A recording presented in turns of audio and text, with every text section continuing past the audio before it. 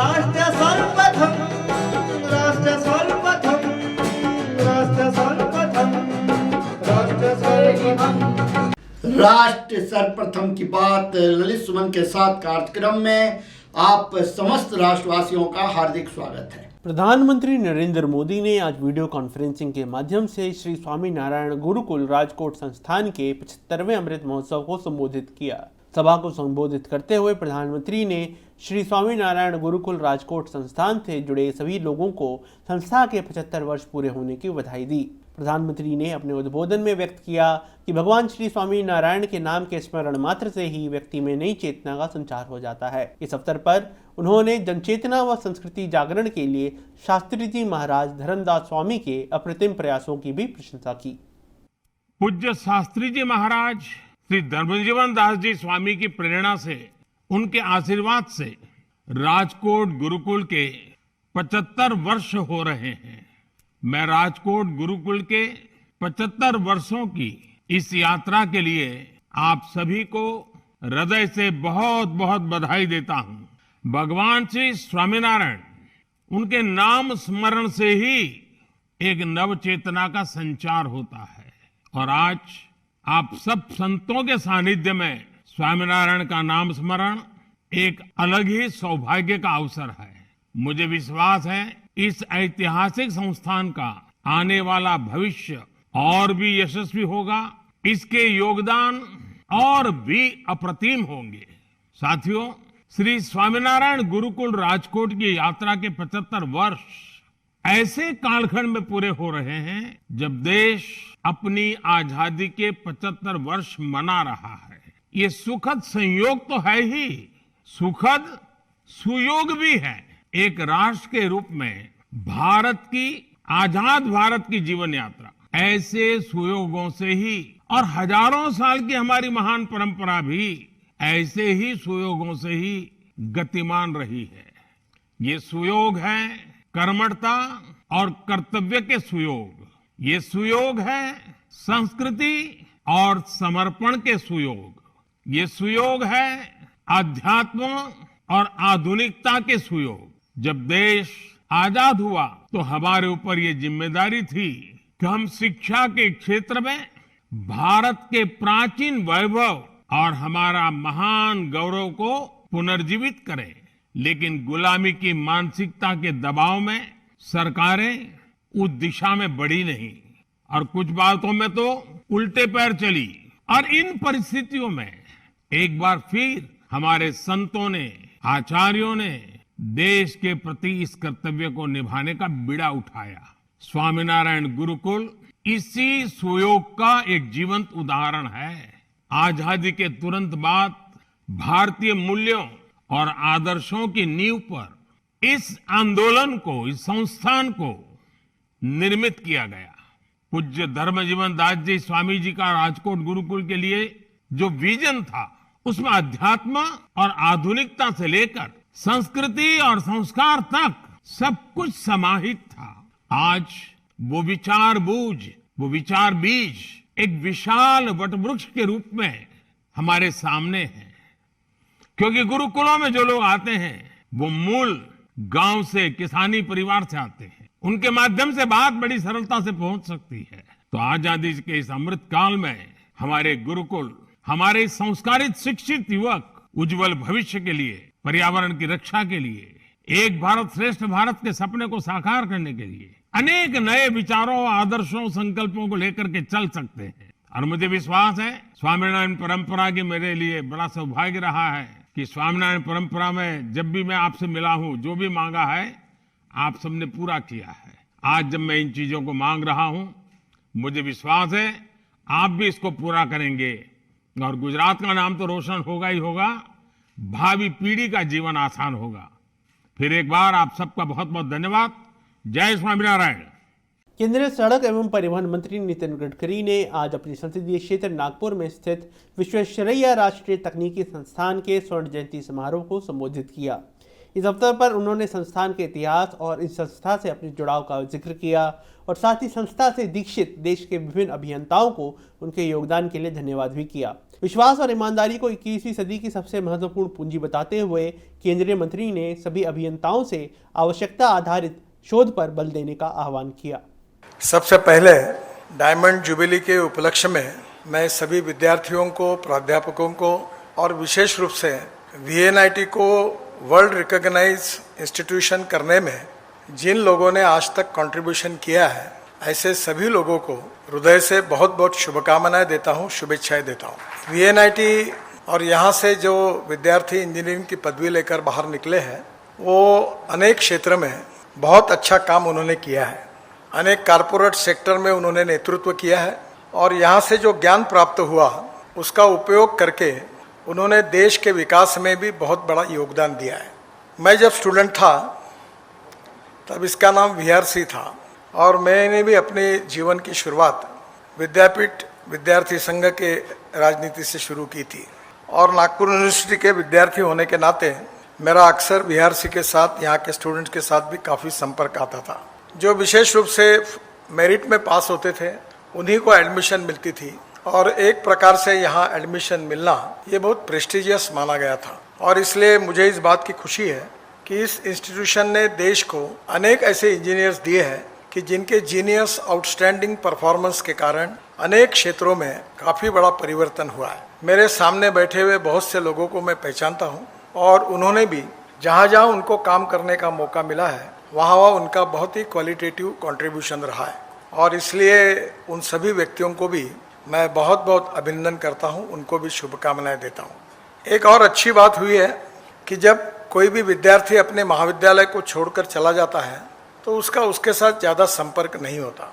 मैं डॉक्टर पडोले जी को, चौधरी जी को, कामत जी को विशेष रूप से धन्यवाद दूंगा कि उन्होंने अलग अलग बैच के जो ऐसे विद्यार्थी थे उनके साथ संपर्क करके उन सब माजी विद्यार्थियों को इंस्टीट्यूशन के डेवलपमेंट और प्रोग्रेस में इन्वॉल्व किया है।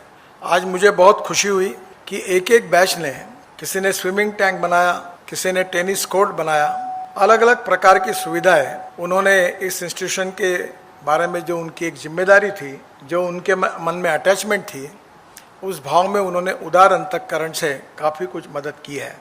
और मुझे बहुत खुशी है कि अपने इंस्टीट्यूशन में जहाँ से हम पढ़े हैं, जहाँ से हमको विजन मिली है और जिसके भरोसे जीवन में सफलता मिली है, उस इंस्टीट्यूशन को याद रखने में इन सब माजी विद्यार्थियों ने जिस प्रकार से इनिशिएटिव लेकर ये काम किया है, ये भी अपने आप में एक अनूठा ऐसा कार्यक्रम है। मैं इसके लिए उन सब माजी विद्यार्थियों को भी बहुत बहुत धन्यवाद देता हूँ, उनका अभिनंदन करता हूँ।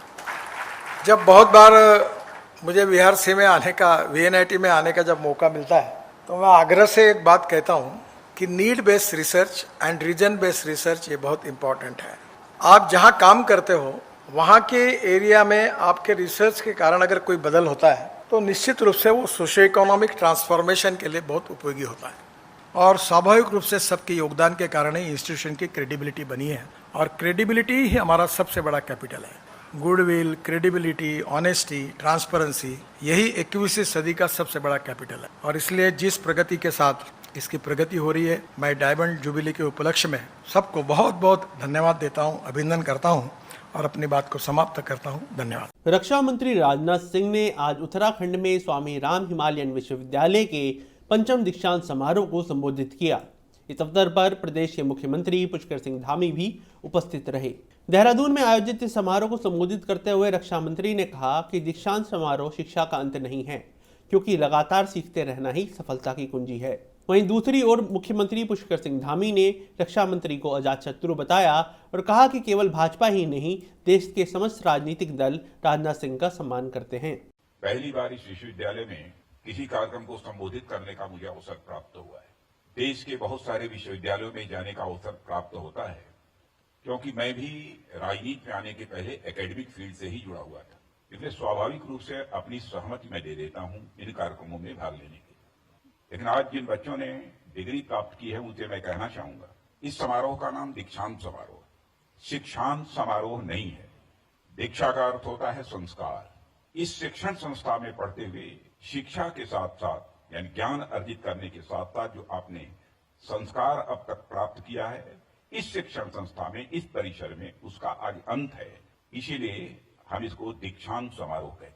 मनुष्य के जीवन में संस्कारों का क्या महत्व होता है, मुझे बहुत अधिक विस्तार में जाकर बताने की जरूरत नहीं है। इसलिए मैं कहना चाहूंगा कि हमारे इस शिक्षण संस्था में संस्कार प्राप्त करने का अब दौर तो समाप्त हो रहा है, लेकिन शिक्षा का दौर यहाँ समाप्त नहीं हो रहा है। सीखने का सिलसिला तो यह अनवरत चलता रहेगा और मैं यह मानता हूं कि यह लगातार सीखते रहने की आदत ही किसी व्यक्ति को सफलता की राह दिखाती है। और जीवन में सफलता और असफलता, मेरे बच्चों, यह साथ साथ चलती है, इसे कभी मत भूलना। असफलता प्राप्त हो तो कभी जीवन में निराश मत होना। अंतर इस बात का होता है कि आप अपनी असफलताओं से क्या सीख रहे हैं और उन असफलताओं से निपटने के लिए आप रोड मैप क्या तैयार करना है। मेरे मित्रों, इसलिए आप सबको यह ध्यान रखना चाहिए कि व्यक्तिगत सफलता का महत्व है, मगर जब तक पूरी टीम सफल नहीं होगी, आपकी सफलता और को श्रेष्ठता और स्वीकार्यता जितनी प्राप्त होनी चाहिए उतनी प्राप्त किसी भी सूरत में नहीं होगी। खेल जगत से टीम स्पिरिट हम सबको जरूर सीखना चाहिए। हमारे प्रधानमंत्री मोदी जी भी इसी टीम स्पिरिट के साथ काम करते हैं। यह टीम स्पिरिट के कारण ही उन्होंने हमारे पूरे भारत को यह संदेश दिया है कि सबका साथ, सबका विकास, सबका विश्वास और सबका प्रयास। मोदी जी ने भी 2014 में बहुत बड़ी सफलता पाई थी, पर वे जानते हैं कि सिर्फ सरकार चलाने से देश का निर्माण नहीं हो सकता है। इसलिए उन्होंने देश के निर्माण के लिए सरकार और समाज के हर वर्ग का सहयोग प्राप्त करने की उन्होंने कोशिश की है। भारत विश्व गुरु बने, इसके लिए पुनः हम सबको प्रयास करने की जरूरत है और इसी लक्ष्य को हासिल करने के हमें पूर्ण मनोयोग के साथ काम करने की आवश्यकता है। इन्हीं शब्दों के साथ मैं पुनः एक बार आपके उज्जवल भविष्य के लिए आप सबको शुभकामनाएं देता हूं। एक शिक्षक होने के नाते, नॉट पॉलिटिशियन, आप सभी बच्चों के उज्जवल भविष्य के लिए मैं अपना हृदय से आशीर्वाद देते हुए यही अपना निवेदन समाप्त करता हूं। मैं सबसे पहले तो आज आप सबको बहुत शुभकामनाएं देता हूं दीक्षांत समारोह की। जिन सबको आज यहाँ पर दीक्षांत में पारितोषिक के रूप में, प्रोत्साहन के रूप में श्रद्धेय राजनाथ सिंह जी का आशीर्वाद प्राप्त हुआ है, यह अत्यंत गौरव का क्षण है कि आज विश्वविद्यालय के दीक्षांत समारोह को अविस्मरणीय बनाने के लिए और आप सबके जीवन में एक पाथेय का काम उनका अभी यहाँ से उद्बोधन करेगा। श्रद्धेय राजनाथ सिंह जी यहाँ पधारे हैं। मैं आदरणीय राजनाथ सिंह जी को, चूंकि उनके सानिध्य में रहकर हम लोगों ने उनसे अपने जीवन में, राजनीतिक क्षेत्र में बहुत प्रकार का मार्गदर्शन, बहुत प्रकार का पाथेय, बहुत प्रकार की शिक्षा उनसे प्राप्त की।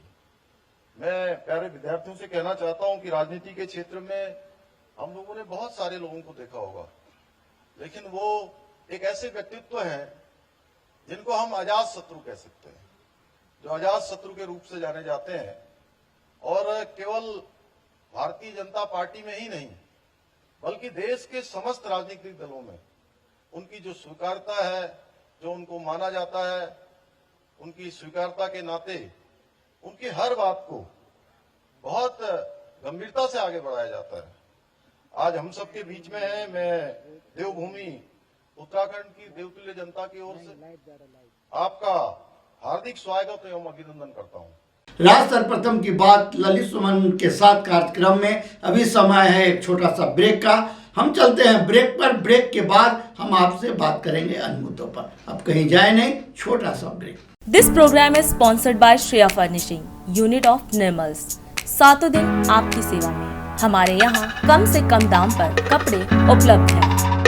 Empowered by Kamal Buildtech Private Limited, fulfilling promises. With our professional team and experience of delivering projects, in past we guarantee you peace of mind and top quality work in an affordable price. 27वें वर्ष में आपकी लोकप्रिय समाचार पत्र India दर्पण का प्रवेश। आप भेजते रहे अपने क्षेत्र की खबरें।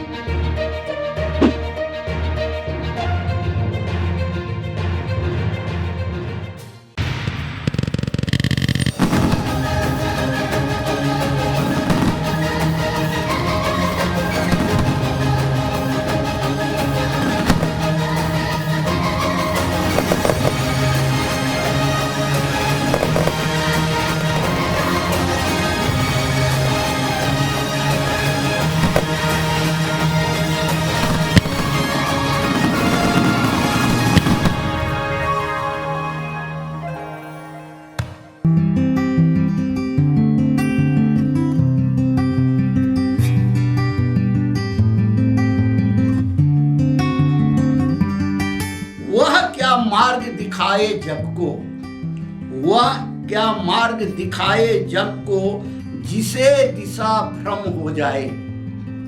वह पथिक क्या मंजिल पाए, जो लक्ष्यहीन हो जाए।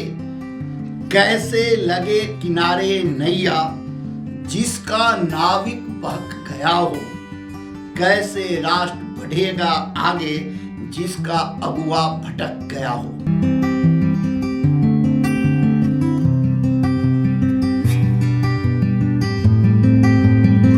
राष्ट्र सर्वप्रथम की बात ललित सुमन के साथ कार्यक्रम में ब्रेक के बाद एक बार फिर आप समस्त राष्ट्रवासियों का स्वागत है।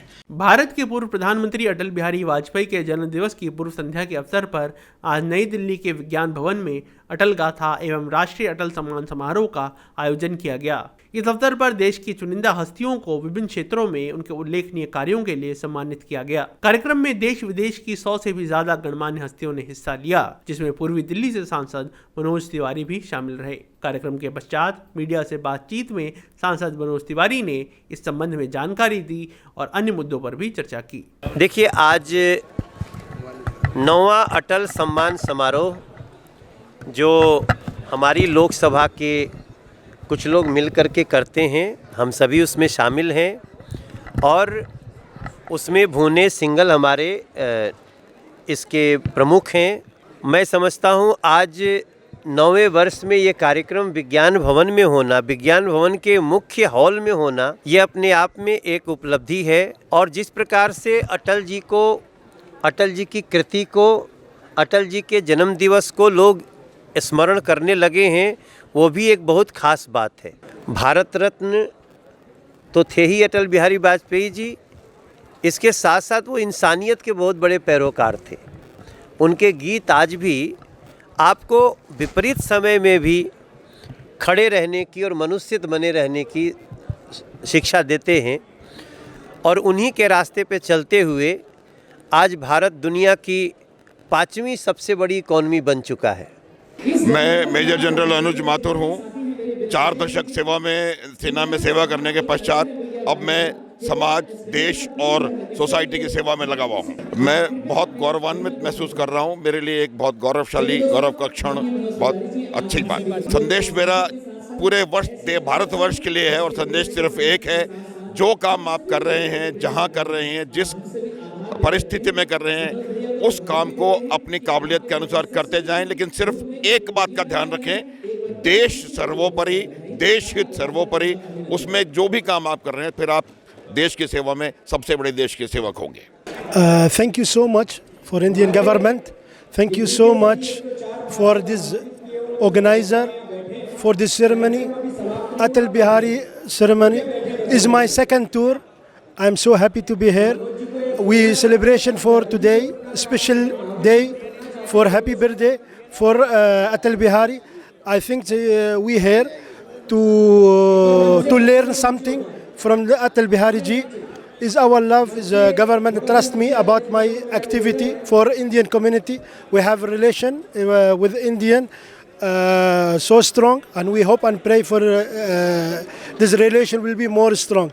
Love and respect for all is Indian and community, all from Indian. Thank you so much. Punjab की नवनिर्वाचित आम आदमी पार्टी सरकार द्वारा पूरे प्रदेश में मेगा शिक्षक अभिभावक सम्मेलन का आज आयोजन किया गया। इस अवसर पर पटियाला में आयोजित एक पीटीएम सम्मेलन में दिल्ली के शिक्षा मंत्री मनीष सिसोदिया ने भाग लिया। कार्यक्रम को संबोधित करते हुए मनीष सिसोदिया ने कहा कि जनता की वजह से आज पंजाब में शिक्षा क्रांति हो रही है। शिक्षकों को भी इस अवसर पर उन्होंने प्रोत्साहित किया और कहा कि अगर पंजाब के शिक्षा विमान को आगे लेकर जाना है तो इस विमान के पायलट शिक्षक ही होंगे।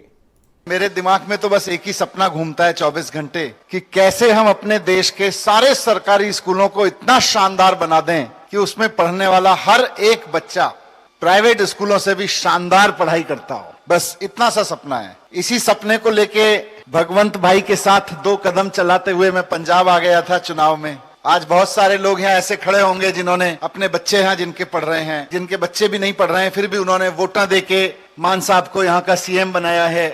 मैं आप सबको धन्यवाद देना चाहता हूं। आपकी वजह से आज पंजाब में शिक्षा क्रांति हो रही है। आज हम आपके बीच ये स्कूल में इसलिए नहीं आए कि इस स्कूल में कुछ अच्छा करना है, बल्कि मेरी बात हुई थी हरजोत जी से, तो मैं तो प्रिंसिपल साहब आपके स्कूल में इसलिए आया हूं देखने कि आपके स्कूल से सीख के पंजाब के और देश के बाकी स्कूलों को कैसे अच्छा करना है। क्योंकि अगर पंजाब का एक सरकारी स्कूल अच्छा हो सकता है तो मान के चलिए पंजाब के 20,000 सरकारी स्कूल अच्छे हो सकते हैं। फिर अगर पंजाब के एक प्रिंसिपल की टीम मिलकर पंजाब के एक स्कूल को अच्छा कर सकते हैं तो पंजाब के 20,000 प्रिंसिपल्स मिलकर पंजाब के 20,000 स्कूलों को शानदार कर सकते हैं। मैं और मुख्यमंत्री जी, जब मैं कहता हूं मुख्यमंत्री जी तो मेरे सामने मेरे दो बॉस होते हैं, एक मुख्यमंत्री मानजोग सरदार भगवंत मान जी और अरविंद केजरीवाल जी। दोनों से जब बात करता हूं एजुकेशन के बारे में तो हमको पंजाब के एजुकेशन में अगले 2 साल में 3-4 काम करने हैं सर। बस आप बताते जाइए, हम करते जाएंगे। मैं कहता हूं और सीएम साहब भी हमारे दोनों कहते हैं, और जितने आज टीचर्स हैं उनको मैं कांग्रेचुलेशन देते हुए कहता हूं, पंजाब को आगे लेके जाना है, देश को आगे लेके जाना है। तो अगर देश को आगे लेके जाना है, पंजाब को आगे लेके जाना है, तो इस हवाई जहाज को चलाने वाला, इस प्लेन को चलाने वाला पायलट तो टीचर है। हमारा काम तो ग्राउंड स्टाफ का है। वो एयरपोर्ट पे खड़े हुए देखते ना, 2 लड़के खड़े होकर ऐसे पट्टियां हिला रहे होते हैं, कोई एंट्री कर रहा होता है, कोई नीचे टिकट चेक कर रहा होता है। मुख्यमंत्री जी से लेके शिक्षा मंत्री जी से लेके एमएलए तक हमारा सबका काम तो ग्राउंड स्टाफ का है। असली काम तो सर टीचर्स का है। आपने यहां करके दिखा दिया, आज हम आपसे सीख रहे हैं, आपसे देख रहे हैं। हमारी कोशिश रहेगी कि इसको पंजाब में और पूरे देश में करके दिखाएं, जहां जहां करके दिखा सकते हैं वहां वहां करके दिखाएं। आपने बहुत शानदार, आपके टीचर्स ने, आपके बच्चों ने, आपके अपनी टीम ने बहुत शानदार काम किया हुआ है इस स्कूल में। मैंने जब 2015 में स्कूलों में काम करना शुरू किया था दिल्ली के, तो मेरे मन में डर रहता था। मैं किसी भी कोने में दिल्ली के जाता था तो टूटे हुए स्कूल दिखते थे, कमरे में जाले लगे हुए मकड़ी के, कुछ पढ़ाई नहीं होती, टूटे पड़े हैं, बच्चों के अंदर कॉन्फिडेंस नहीं है। मैंने मैडम किसी बच्चे को सर पे हाथ रख के कह दिया, बेटे चिंता ना करो, आप तो देश का भविष्य हो। मेरे को सर उस बच्चे ने बोला, हम थोड़ी देश का भविष्य हैं, देश का भविष्य तो प्राइवेट स्कूलों में पढ़ता है, हम तो सरकारी स्कूलों के बच्चे हैं। वो बात मेरे को इतनी पिंच हुई कि मैंने दिन रात मेहनत की, मुख्यमंत्री जी ने दिन रात मेहनत की, और आज दिल्ली के सरकारी स्कूल प्राइवेट स्कूलों जैसे हो गए। पंजाब के सरकारी स्कूलों को भी प्राइवेट स्कूलों जैसे करना है। हमारे यहाँ की टीम मान साहब के नेतृत्व में पूरी बहुत मेहनत कर रही है। बेंच साहब के नेतृत्व में हमने कुछ बेंचमार्क तैयार किए हैं। तो मैं आपको कहना चाहता हूं कि 1 साल के अंदर अंदर पंजाब के सारे सरकारी स्कूल ऐसे हो जाएंगे। कहने का मतलब कि पंजाब में एक भी सरकारी स्कूल ऐसा नहीं बचेगा जिसके अंदर टॉयलेट्स अच्छे नहीं होंगे बच्चों के लिए। वहां से शुरू कर रहे हैं। 1 साल के अंदर अंदर पंजाब में एक भी सरकारी स्कूल ऐसा नहीं बचेगा जो गंदगी का अंबार लगाओ, सारे स्कूलों को साफ कर देंगे। धीरे धीरे करके मान साहब ने एक प्लान बनाया हुआ है, यहाँ पे स्कूल ऑफ एमिनेंस ला रहे हैं अगले हफ्ते से। उन्होंने प्लान बनाया हुआ है, सुपर स्मार्ट स्कूल ला रहे हैं, स्किल के लिए, खेल के लिए ला रहे हैं। और मैं आपको कहना चाहता हूं कि आपके एक एक वोट की कीमत अदा की जाएगी। आपने जिता के भेजा, आपने सरकार बनवा के भेजी, आपको मान होगा, आपको कभी भी नहीं लगेगा कि आपकी वोट बेकार कर दी गई। कई बार हम जाते हैं ऐसे स्कूलों में जहां हमें कुछ ठीक करना है, और कई बार जाते हैं हम ऐसे स्कूलों में जहां से हमें सीख के वहां ठीक करना है जहां खराब है। आज का दिन हमारा दिन ऐसा है जहां से सीख के हमें कुछ सीखना है और ठीक करना है। ऐसा ही आप काम करते रहिए, मल्टीप्लाई करते रहिए। Thank you very much, congratulations. Delhi के उप मुख्यमंत्री मनीष सिसोदिया द्वारा एलजी को लिखे गए पत्र के बाद दिल्ली प्रदेश भाजपा ने आज पलटवार करते हुए एक प्रेस वार्ता को संबोधित किया। इस अवसर पर दक्षिणी दिल्ली से सांसद रमेश पिधूड़ी ने मीडिया को संबोधित करते हुए उप मुख्यमंत्री के पत्र को राजनीति से प्रेरित बताया और साथ ही नियमों के हवाले से यह भी दावा किया कि लेफ्टिनेंट गवर्नर के पास लटकी हुई फाइलों को रिव्यू करने का पूरा अधिकार है।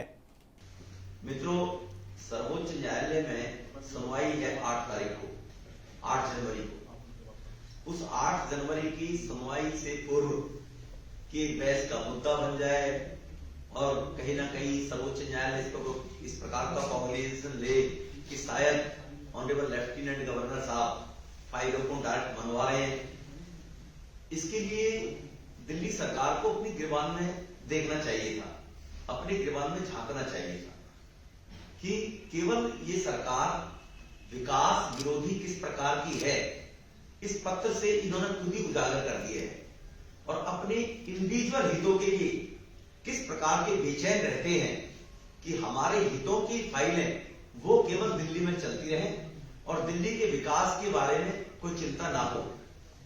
ये इन्होंने करने का प्रयास किया है।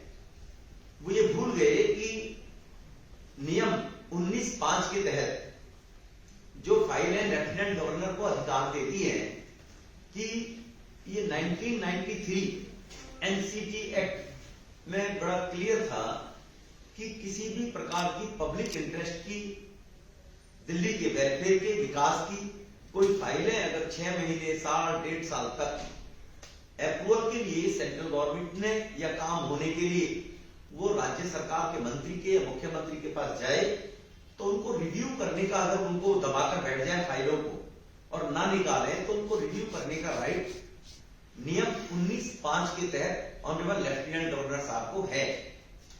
उसी के तहत उन्होंने कुछ दिल्ली की ऐसी फाइलें हैं जिनमें विकास के काम को रोड़ा अटकाने का ये काम करते रहे। इनका विकास विरोधी चेहरा इससे सामने आया है।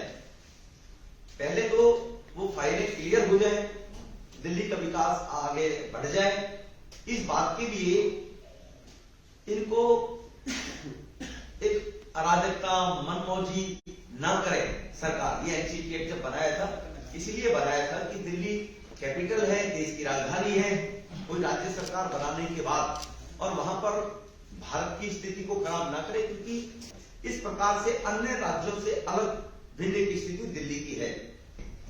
दिल्ली के उप मुख्यमंत्री सिसोदिया ने जो कल पत्र लिखा, वो बिल्कुल 100% एक राजनीति से प्रेरित पत्र है।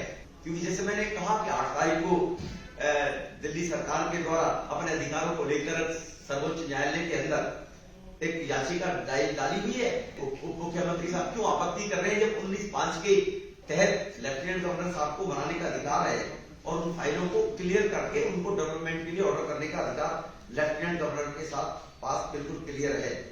इसका एक एग्जांपल देता हूं। श्रीनिवासपुरी कॉलोनी है साउथ दिल्ली मेरी संसदीय क्षेत्र के अंदर। उस कॉलोनी की रीडेवलपमेंट होनी थी। उसकी जीपीआर जो निवासपुरी कॉलोनी है, पुनर्वास से संबंधित 2019 में यूडी मिनिस्टर हरदीप पुरी जी वहां पर शिलान्यास करके चले गए। अब वो दिल्ली सरकार से उसकी एनओसी लेनी थी पर्यावरण विभाग से। 19 से लेकर आज तक 22 आ गया है। वो फाइलें दबाए बैठे हैं केजरीवाल साहब। 22 भी खत्म हो गया, दिसंबर है, 22 भी खत्म हो गया।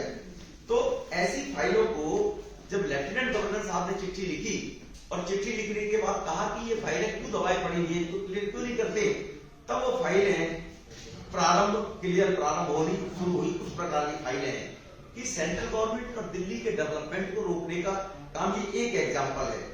और अधिक खबरों के लिए आप हमारे YouTube चैनल दैनिक इंडिया दर्पण को अभी सब्सक्राइब करें और नोटिफिकेशन के लिए बेल आइकन को प्रेस करना ना भूलें।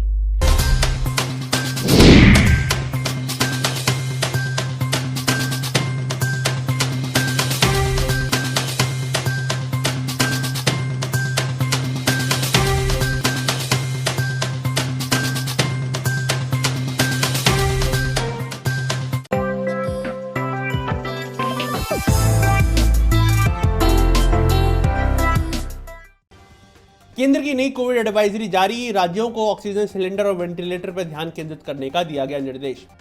कोरोना को लेकर सरकार हुई सतर्क, स्वास्थ्य मंत्री बोले विदेश से आए यात्रियों को किया जाएगा ट्रैक, एयरपोर्ट पर जारी रहेगी रैंडम टेस्टिंग।